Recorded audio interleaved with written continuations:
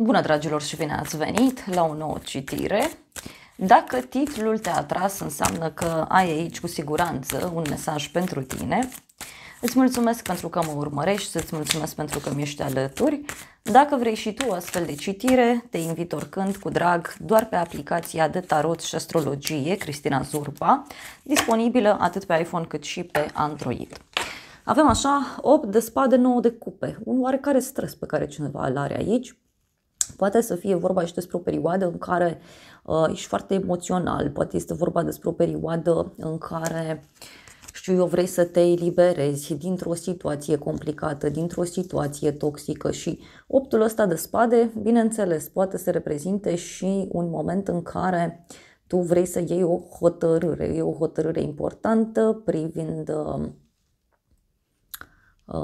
actele sau poate o hotărâre importantă în legătură cu un compromis pe care l-ai făcut. Mai poate să însemne și o perioadă în care îți vin tot felul de gânduri în minte, e ca un fel de obsesie pe care eu o văd în legătură cu viața ta. 9 de cupe pentru tine, deci ești într-un moment în care simți așa că împlinirea, iubirea, pasiunea, toate astea sunt în inima ta. De asemenea, mai văd aici și un moment în care te bucuri cu tot sufletul de ceva anume. E ca un moment de împlinire, de liniște, de relaxare, de iubire. Bun, hai să vedem despre ce este vorba, ce este cu această bucurie.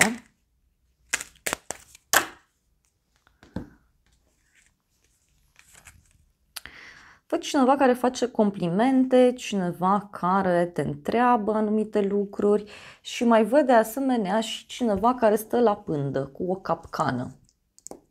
Poate să fie și un moment în care tu vânezi ceva, nu știu, stai la pândă, aștepți să primești un răspuns sau poate chiar cine știe vrei să faci niște cumpărături sau poate să fie vorba și despre o persoană, da, care îți creează foarte mari emoții și ce văd aici e că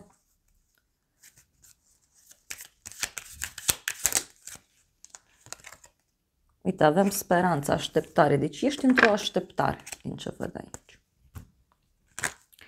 Pentru casa ta avem regina de monede, o legătură cu o zodie de pământ, Taur, Fecioară, Capricorn. Pentru casa ta văd un moment în care ești stabil, ești sigur pe tine, poate să fie și o perioadă în care te concentrezi mai mult pe sfera financiară, te concentrezi mai mult pe libertatea ta, pe statutul tău, te concentrezi foarte mult pe bucuria ta. Nu poate așteptați un răspuns aici legat de bani. Dar ce văd? Văd o discuție în contradictoriu în casă și în familie. Sau poate să fie și un sentiment contradictoriu pe care tu îl ai. Adică pe de o parte ceva îți place, pe de altă parte nu-ți place. Și văd aici totuși o victorie, o bucurie pentru tine, o eliberare.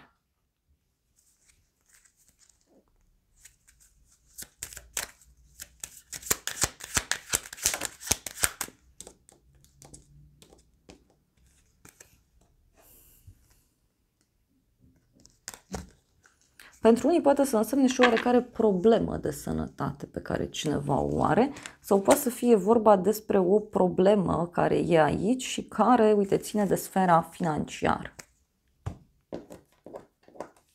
În curând soarele, în curând un succes, o bucurie, te eliberezi de ceva. Soarele reprezintă și un moment în care începi să vezi lucrurile mai clar. Soarele poate să reprezinte și o bucurie foarte mare pentru inima ta. Ia să vedem noi despre ce este vorba pentru tine.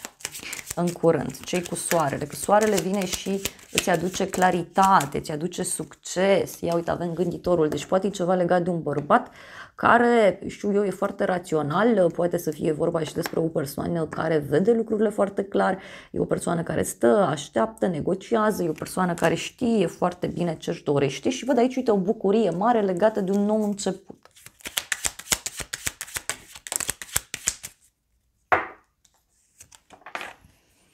Vizită, da? Deci o întâlnire, mai văd aici. O întâlnire cu succes, o întâlnire cu abundență, bani.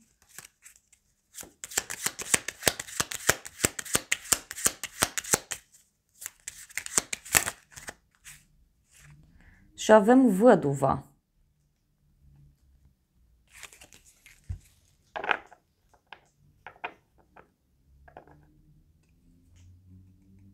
poate ceva legat de o firmă veche, o instituție de stat, o femeie mai matură, e o femeie asumată, stabilă.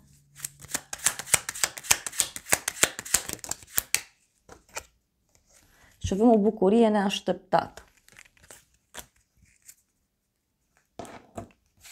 În viitor avem faetonul, o legătură cu zodia Rac, dar și un drum, da, pe care îl faci. Important, o realizare pe care o ai. Te văd aici foarte aproape de o persoană dragă ție, este o persoană curajoasă, stabilă. Și uite, avem așa, boala și bărbatul, da, faetonul aici.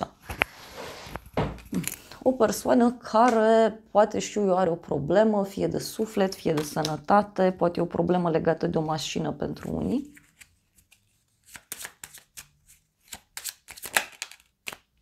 Și avem un sfârșit. Și cineva care are o problemă aici. Poate să fie dacă afli de cineva din jurul tău care are o problemă mai mare. Și avem hoțul și dorința. Cineva care, nu știu, își pierde interesul, își pierde dorința. Ce nu știi tu, justiția, o legătură cu zodia balanță, o hotărâre pe care cineva a luat-o, poate să însemne și faptul că tu nu știi despre cineva care are de luat o hotărâre și stă și cântărește foarte bine lucrurile. Ia să vedem. Ce nu știi tu? Cineva care speră foarte mult, uite, cineva care te iubește, cineva care speră, cineva care îți dă vești bune, cineva care e cu tot sufletul aici alături de tine. Ce nu știi tu?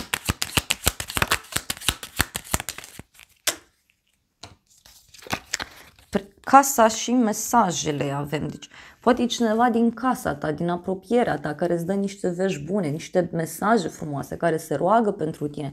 Poate să însemne și o încurajare, da, care apare de la cineva de prin jurul tău. Mai vreau o carte, ce nu știi tu, ia să vedem, și avem gelozia. Deci poate să fie și o persoană geloasă, cineva care stă la pândă, da? E și un personaj aici care e puțin gelos, din ce văd eu. Pe neașteptate, 7 de cupe, multe opțiuni care apar pe neașteptate.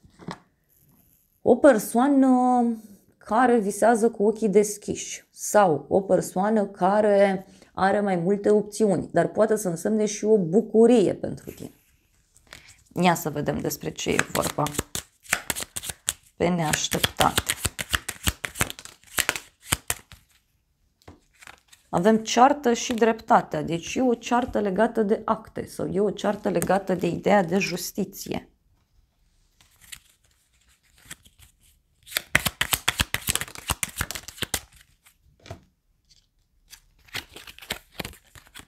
Avem relație și ofițerul, da?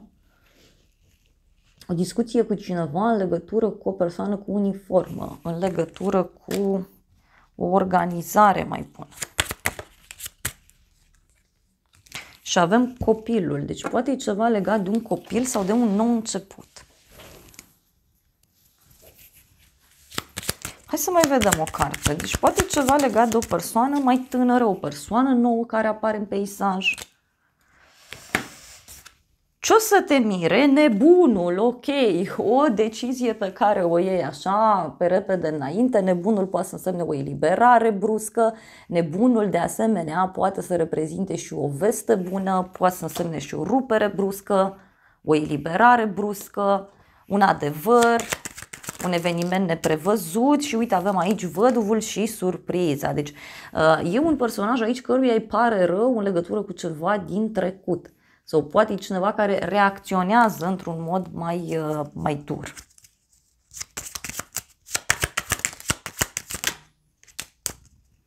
Ce o să te mire, iarăși aici, ce mai văd eu, avem preotul, banii și surpriza. Deci poate să fie ceva care merge așa pe repede înainte sau cineva care, știu eu, îți dă o veste foarte bună legată de bani sau pentru unii poate să fie o veste bună legată de un proiect nou, ceva nou care e aici.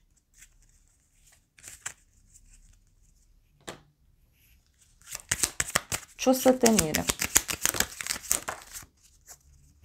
O scrisoare, o invitație, o propunere și o împăcare. Deci cineva care vrea să dați la pace, cineva care vrea să reveniți asupra unei decizii. Poate e cineva care vrea să renegociați ceva. Ce o să te mire? Cineva care pierde bani sau cineva care îți dă o vorbă, da? Îți dă o părere, îți dă o veste, care, știu eu, îți dă o revelație importantă, dar te ajută cumva să vezi lucrurile mult mai clar.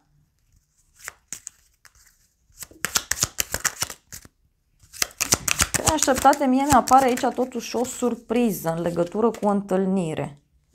O întâlnire, avem un copil sau o persoană copilăroasă, cineva care nu știe foarte bine cum stau lucrurile. Și avem o piedică, un inamic. Na.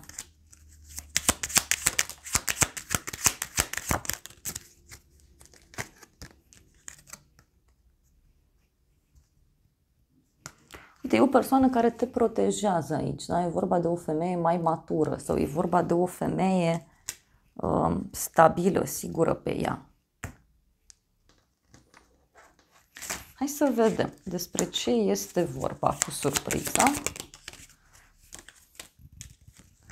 Niște minciuni, niște nereguli, niște probleme care ies la iveală într-o situație anume.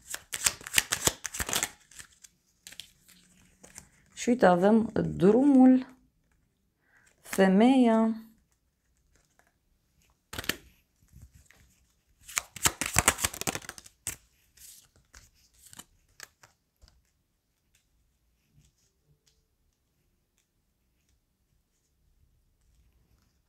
avem copacul și cheia. Deci e ceva aici care are legătură cu ideea de stabilitate, de încredere, familie.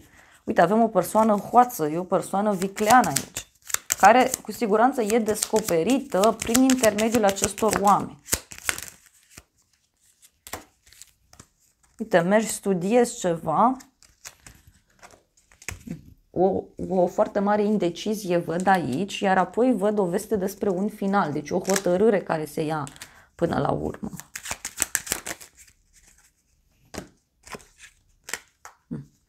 Poate să fie, uite, un sfat pe care îl primești de la un prieten sau de la o persoană fidelă, e o persoană pe care te poți baza.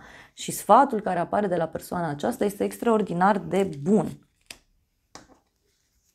Îți luminează mintea, uite.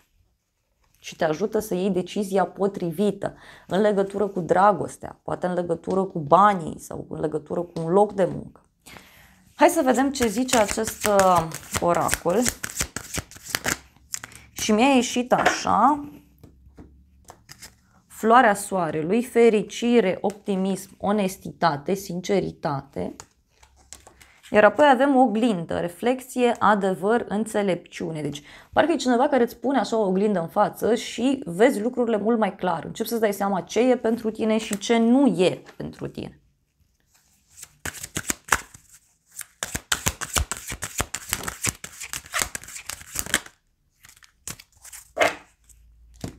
Și avem un deșert, o barieră, un obstacol, o provocare. Și apoi avem soare, energie, claritate. E ca și cum apare un obstacol, apare un blocaj, dar care te ajută cumva să nu cazi într-o prăpastie. E ca o barieră care se pune tocmai pentru a te proteja.